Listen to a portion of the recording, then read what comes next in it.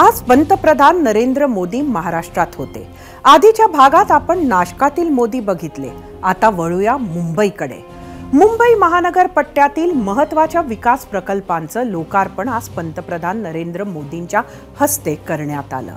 यामध्ये सर्वात महत्त्वाचा होता शिवडी ते नावाशेवा अटल सेतूचं उद्घाटन। मुंबई आणि नवी मुंबईला जोडणारा हा भारतातील सर्वात मोठा पूल आहे। अटल सेतूमुळे नागरिकांचा 2 तासांचा प्रवास फक्त 20 मिनिटांवर आलाय।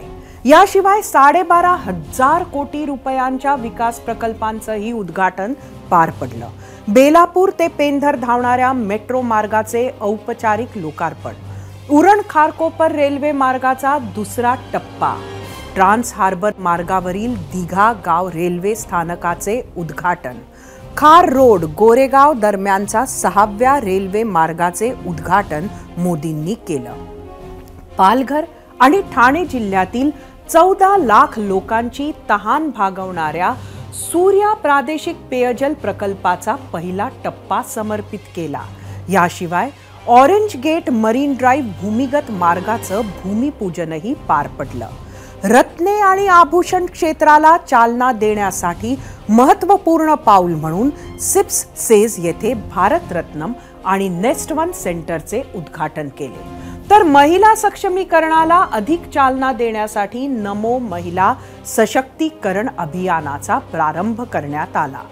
यावेळी झालेल्या सभेतून पंतप्रधान नरेंद्र मोदींनी उपस्थितांना संबोधितही केलं।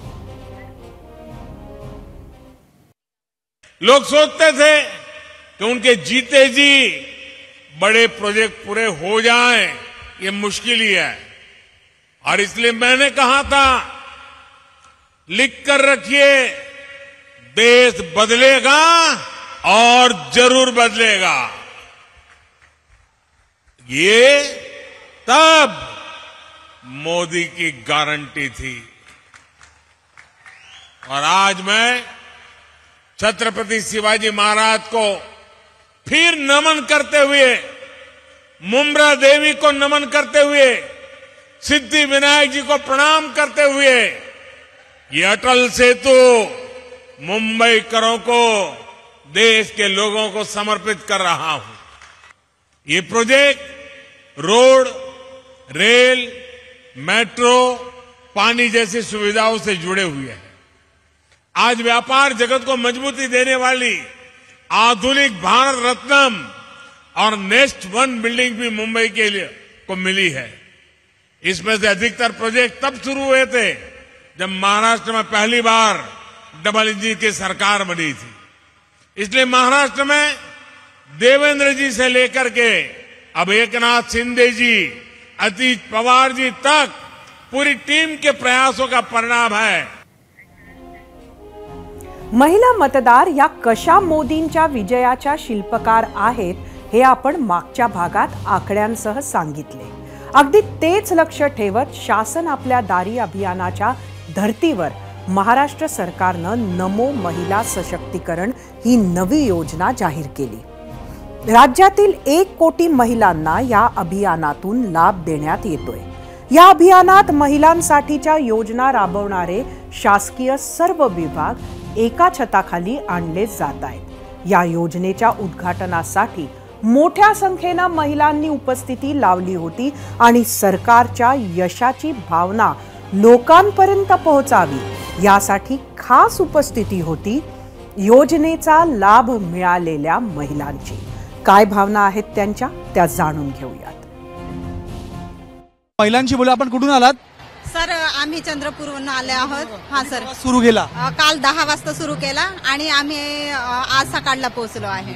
आपण चंद्रपूर चंद्रपूर आज मोदींना ऐकणार आपण। हां हां, मोदी आज महिला सशक्तीकरणाचा कार्यक्रम घेणार आहे, ज्यामध्ये केंद्र सरकारने दिलेल्या योजनांचा लाभ तुमपर्यंत पोहोचला का नाही, भविष्यात कोणत्या योजना येणार आहेत, त्या सगळ्या गोष्टींबद्दल, तुम्हाला सशक्तीकरण करण्याबद्दल तुमचं आज बोलणार आहेत। काय वाटतं सर? खूप बरं वाटते। PMJYचा जे बेनिफिशियल आहे ते काही लोकांना मिळाला आहे आणि काही लोकांना मिळालेलं नाही आहे, तरी ते बाकीच्या लोकांना मिळाला पाहिजे। आणि जे मातृवंदन योजना आहे ते पण काही लोकांना मिळाला आहे. योजना काढली आहे, फार चांगली गोष्ट आहे, पण काही लोकांना मिळाला आणि काही लोकांना मिळालेलं नाही आहे. स्वबळावर महिलांनी उभं राहावं यासाठी राज्य आणि केंद्र सरकार प्रयत्नशील आहे. त्याबद्दल आज महिलांशी आज मोदी बोलणार आहेत. आपल्याला काय वाटतं? नमस्कार, मी वैशाली नितीन बोलते. मोदी साहेबांनी शौचालय, गॅस सिलेंडर, घरकुल आतापर्यंत सर्वच बाबतीत मदत केली. पण आता त्यांनी PMFME योजनेतून मी स्वतःचा आत्ता मसाल्याचा व्यवसाय करते. माझ्या मिस्टरांच्या पायाला कडापा लागला, दुखापत झाली. आज 6 महिने झाले ते ऑपरेशनचा पण लाभ भेटला आणि मी स्वतः माझ्या ह्याच्यावर मोदींनी मदत केल्यामुळे माझं घर 6 महिने झालं चालू. एक दिवस, 2 शहरं आणि थेट 10 लोकसभा मतदारसंघ, असं काहीसं गणित आजच्या मोदींच्या दौऱ्याचे होते. राजकारणाचा चकार शब्दही न काढता मोदींनी मात्र महायुतीच्या प्रचाराचे रणशिंगच फुकलंय. आगामी लोकसभा निवडणुकीच्या पार्श्वभूमीवर 48 जागा असलेला महाराष्ट्र हे भाजपासाठी अत्यंत महत्त्वाचे राज्य आहे. शिवसेना फुटली, या फुटीला जवळजवळ 1.5 वर्ष झालं. त्यानंतर राष्ट्रवादीही फुटली. या 1.5 वर्षात पंतप्रधान मोदींनी 7 वेळा महाराष्ट्राचा दौरा केलाय. यामध्ये आज आणि वर्षभरापूर्वीचे 2 असे एकूण 3 मुंबई दौरे आहेत. महाराष्ट्रातील 48 लोकसभा मतदारसंघापैकी 10 लोकसभा मतदारसंघ हे मुंबई, ठाणे, पालघर जिल्ह्यात येतात. याशिवाय मुंबई महानगर पट्ट्याशी संलग्न असलेले उरण, पनवेल आणि कर्जत हे 3 विधानसभा मतदारसंघही मावळ लोकसभा मतदारसंघात मोडतात. 2019च्या लोकसभा निवडणुकीत या सर्व मतदारसंघात महायुतीचा मोठा विजय झाला होता. त्यात मुंबई महानगर प्रदेशात भाजप शिवसेना युतीची घोडदौड कायम राहिली. मुंबई, उद्धव ठाकरेंशी आता इथे असणारी राजकीय झुंज, एकनाथ शिंदेंना मिळवून द्यायचा असलेलं यश, भाजपचं विना ठाकरे ही BMC सर करण्याचे स्वप्न, हे सगळं लक्षात घेतलं तर मोदींचे हे महाराष्ट्र दौऱ्याचे गणित नीट समजू लागतं.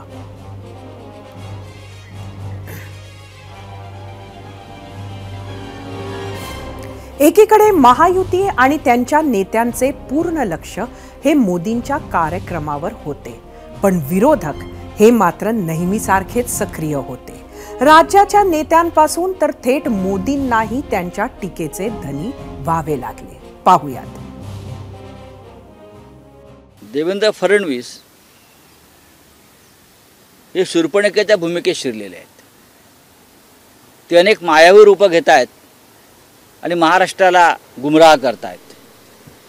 पण शेवटी नाशिकला शिवसेनेचं महाशिबिर आणि अधिवेशन होत आहे ते यासाठीच होत आहे की आम्हाला या शूर्पणखेचं नाकच कापायचं आहे 2024 साली. पहा तुम्ही, किंवा उद्धव ठाकरे एखाद्या ठिकाणी जाणार असतील म्हणून भारतीय जनता पक्ष प्रधानमंत्र्यांना तिकडे पाठवणार असेल तरी आनंदाची गोष्ट आहे. मग आमचं असं ठरतं आहे की 22 तारखेनंतर आम्ही अयोध्येतही जाणार आहोत आणि मणिपूरमध्ये एक रामाचं मंदिर आहे.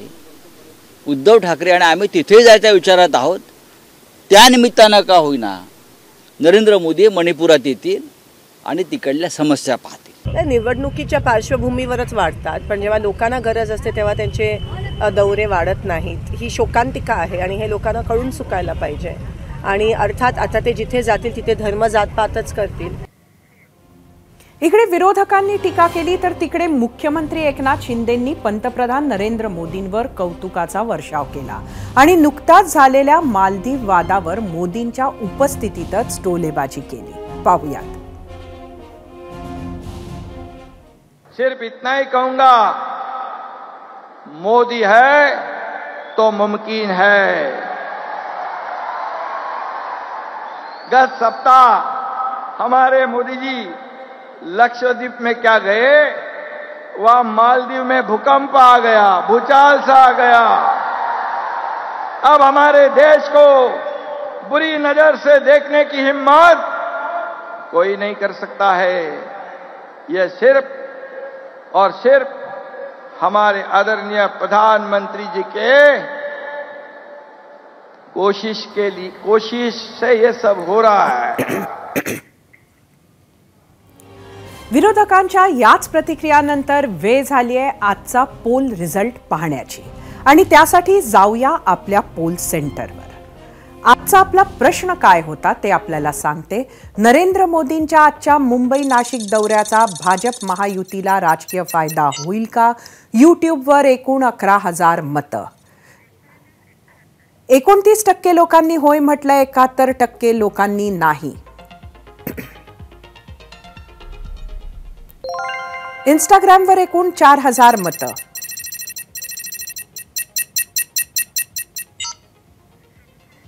67% लोकांनी होय म्हटलंय, 33% नाही।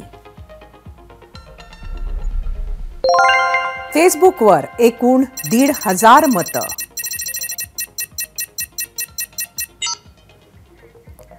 34% लोकांनी होय म्हटलंय, 66% लोकांनी नाही। एक्सवर बघूया।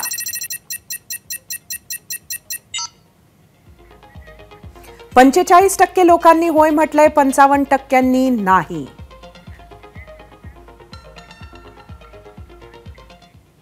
अनेक सरकारं आली गेली, राज्याचा सगळा कारभार मुंबईतून चालायचा, पण मुंबई महाराष्ट्राची राजधानी असली तरी मुंबईचा कोंडलेला श्वास मोकळा करण्याचे म्हणावे तेवढे प्रयत्न झाले नाहीत आणि जे झाले ते प्रयत्न कमी पडले असं म्हणावं लागेल।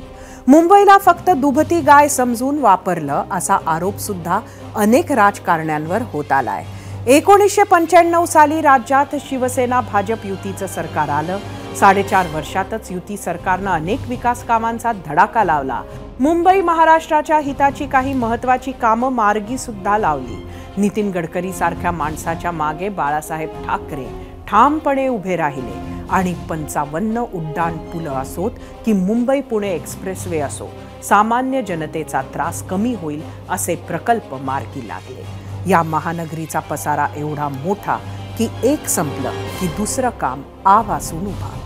मधल्या काळातील आघाडी सरकारनं कामं केली, पण ती मुंबईची भूक भागवण्यासाठी पुरेशी ठरली नाहीत। या शहराची गरज डोळ्यासमोर ठेवून पुढच्या 10 नाही, 20 नाही तर 50 वर्षांचं नियोजन गरजेचं होतं। 2014 साली केंद्रात नरेंद्र आणि राज्यात देवेंद्र सरकार आल्यानंतर मुंबई विकासाकडे प्राधान्यानं लक्ष देण्यात आलं। सामान्य मुंबईकरांना डोळ्यासमोर ठेवून विविध प्रकल्प सुरू केले गेले आणि त्यांची कामं युद्ध पातळीवर सुरू सुद्धा झाली। त्यात 1.5 वर्ष आधी शिवसेना फुटली, शिंदे फडणवीस सरकार आले।